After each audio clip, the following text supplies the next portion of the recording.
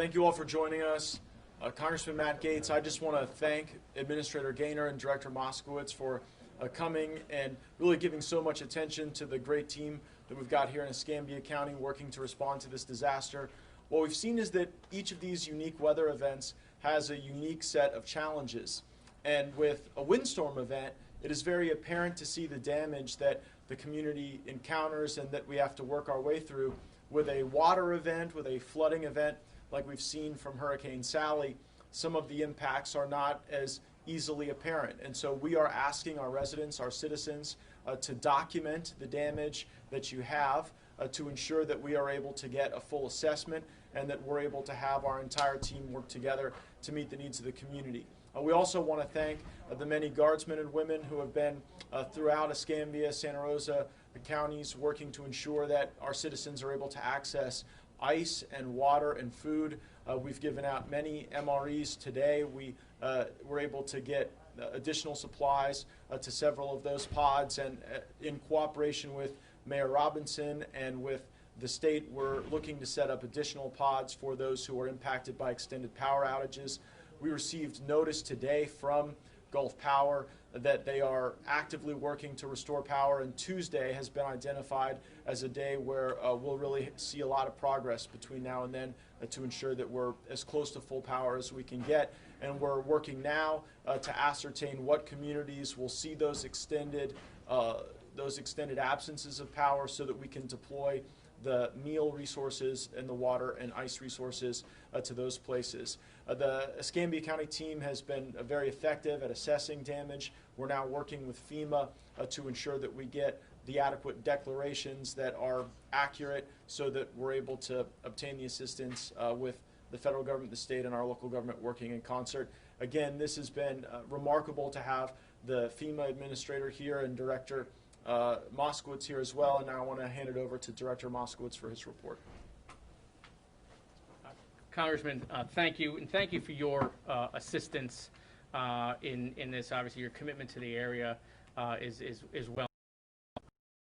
Administrator Gaynor for being here today. FEMA's been excellent to work with, not just on a day-to-day basis, obviously through COVID and everything, but also through the aftermath of Hurricane Sally. I want to thank the sheriff, the mayor, commissioners, and the delegation for being here. You know, this has been a complete team effort in response. The governor obviously signed a state of emergency and recently signed, obviously, the request to the president for a major declaration, which is pending on the president's desk and in process with FEMA. Hopeful that'll be granted because we understand how important that is for local governments. I try to make people understand that in this day and age, it's not just this disaster, it's the aggregate of all the disasters. It's the previous disasters that Florida has happened in multiple areas, especially in the Panhandle, and not to mention all the money that has been spent fighting the pandemic. So the Division of Emergency Management, under the direction from the governor, acted very early. We pre-staged equipment in the area, so we were able to come in with generators and pumps pretty quickly. We had 7 swiftwater rescue teams ready to go. 600 rescues were done between Escambia, Santa Rosa, and Okaloosa. And I really want to thank our first responders, the police, fire, the swiftwater rescue. Some folks came from as far as Oklahoma and Tennessee. I want to thank all the charitable organizations that are out there, obviously, our charitable NGOs, our churches, the religious community that is really filling that gap and that need. Since then, we've opened up 7 pods here in Escambia. Ice, water, MREs, those will stay open so that we continue to fill that gap as we wait for power and the private sector to come back online. We are pushing Gulf Power, working with them as fast as possible, making them understand how important it is. Same thing with Verizon and the other utility companies. And so, the state is committed. As we get out of the response phase, we are continued to the recovery phase. Since I took over in January of 2019, we've reimbursed over $3 billion. So I can tell you, as soon as that money comes to us, we will get it back to this community as fast as possible. And I want to turn it over to Administrator Gaynor, who again has really been a real partner to the Panhandle This is an area, not this area specifically, but the Panhandle is really one community, and they're still suffering from Michael. And the administrator has been a great partner since those days. So I want to thank him for being here. Thanks, Jared. Thanks. So recoveries and responses work best when they're locally executed, state managed, and federally supported. And behind me, you have a great team from the city to counties to the state, all the volunteer organizations. The way you get through these disasters is all working together. And I'm proud to be part of that team, along with the administration, providing the governor with an emergency declaration to make sure that the state had everything it needed to provide emergency protective actions before and after the storm. That will continue. We're working on the request from the governor to the president for a major declaration. Again, we're working on that, and our goal is to get it as quickly approved as possible to make sure that we deliver those disaster resources to those impacted by Sally as quick as possible. Thank you. Questions? We haven't gotten the emergency declaration. I was just on the phone with Chief of Staff Meadows at the White House, and there is no delay in the processing of that. It just takes a little bit more time when you don't have a windstorm event to assess the damage that individuals and businesses have encountered.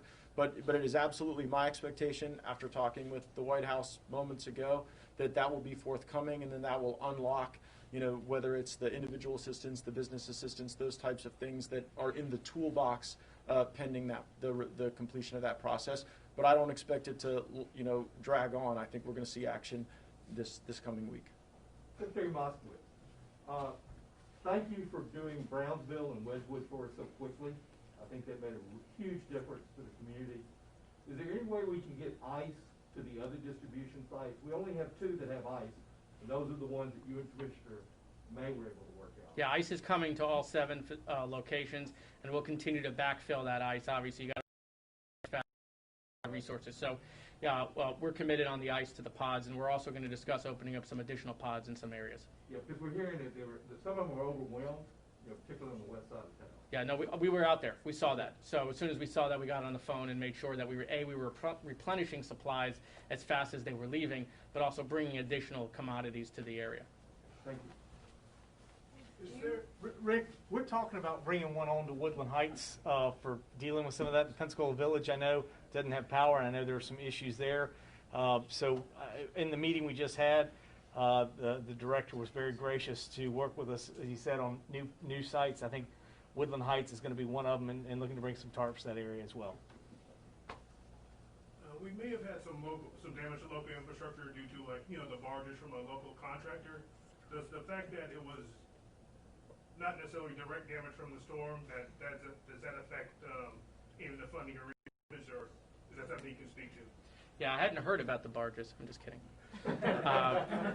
So the commitment from the governor is, that FDOT is going to work with the contractor, that the restoration of the bridge is going to move forward.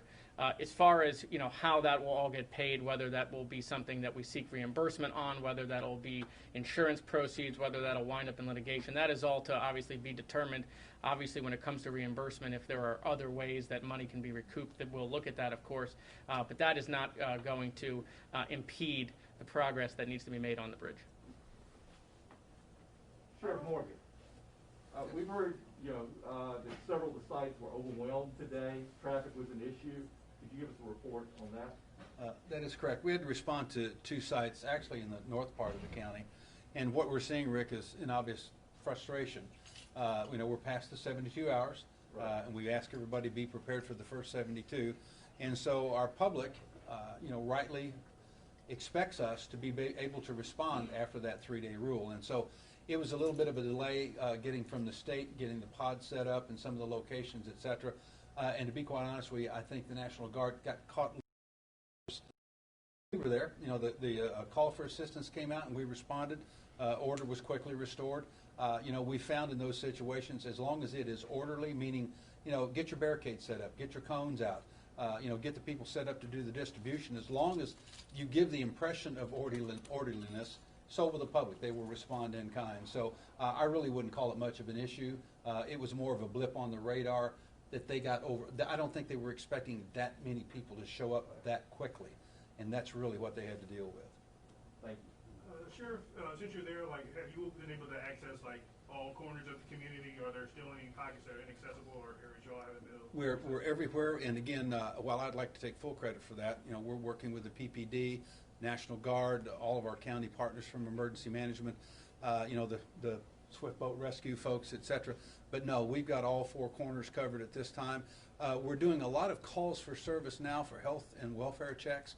I think people were calling in and saying, hey, I'm going to ride this thing out, I'm okay. Well, guess what, folks? With no power, your cell phone battery goes down. And so now we're getting calls from out of state, could you go check on Joe, my brother, or, whoever, my aunt, we haven't heard from in a couple of days. These are the folks that got into the hurricane party mode. And we're going to ride this thing out and have a party. And as I jokingly said the other day, we're looking for some humor in this situation. They've sobered up and decided this wasn't such a good idea. And so now their family's worried about them. But that's working well, too. And again, we are confirming a possible carbon monoxide death from a generator, unfortunately. As our county administrator, Ms. Gilley, has done day after day, folks, you have to be careful with chainsaws, careful with your generators. The coroner hasn't confirmed that death yet, but we're pretty sure that that's what it is. But we've got the county covered with all of our state partners and city partners. Folks, we're looking good. We're on our feet. Hopefully we get power restored here shortly, and that's the major first step forward. Administrator Gator, thank you for coming to Escambia County. You're welcome. Appreciate it. You spent some time today on the Pensacola Bay Bridge. Can you give us some of your observations of what you saw? Because we really haven't been able to see it because we're all landlocked. Yeah, it's quite a serious situation, impact at a number of different locations. We looked at one location, I think, on the Pensacola City side, but there's multiple by barges, roadways missing or disrupted in many different ways. I'm not an engineer, but it's going to take some time. I think Director Moss was alluding to months, so there's some serious work that has to happen, but it is a serious situation on that bridge.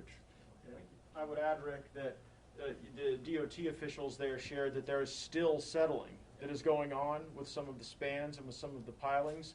So it is impossible at the current moment to complete the assessment of the extent of that damage and how long the reconstruction effort will take until you get that settling complete.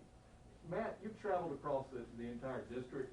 How would you, was Escambia County hit the hardest by this? Yeah. What you're seeing? Yeah, I mean, we've seen flooding on the backside of Gulf Breeze that was pretty significant. We saw some flooding in the low-lying areas in Destin.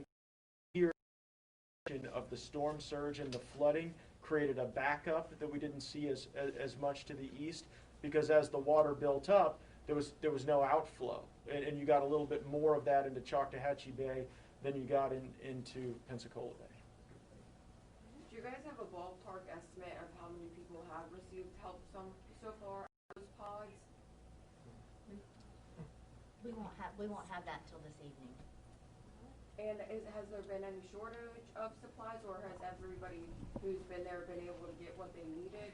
So we actually did have a couple of pods that did run out, and that's why Director Moskowitz was mentioning to you that we have a convoy. Basically, the state is really here to help us to resupply. Some of them were replenished, but we do have more coming in to replenish all of them. And what would your message be to people? A lot of people are tired and frustrated. What would your message be to them at this time if they haven't been able to get the help they've needed? Yeah, so one of the things that we continue to talk about each day during our briefings is, it is difficult. There is fatigue setting in. We're going into a number of days, but courteousness and patience is always helpful. What we're trying to do is keep people off the roads, because that allows your service, your utilities, your law enforcement to help get everything restored. And I think once we get things, as many things as we can back to normal as possible, I think people will feel better. We're still going to have the damage. You're still going to see, debris and things, and your power, and then other things that you are common to see. You'll feel better.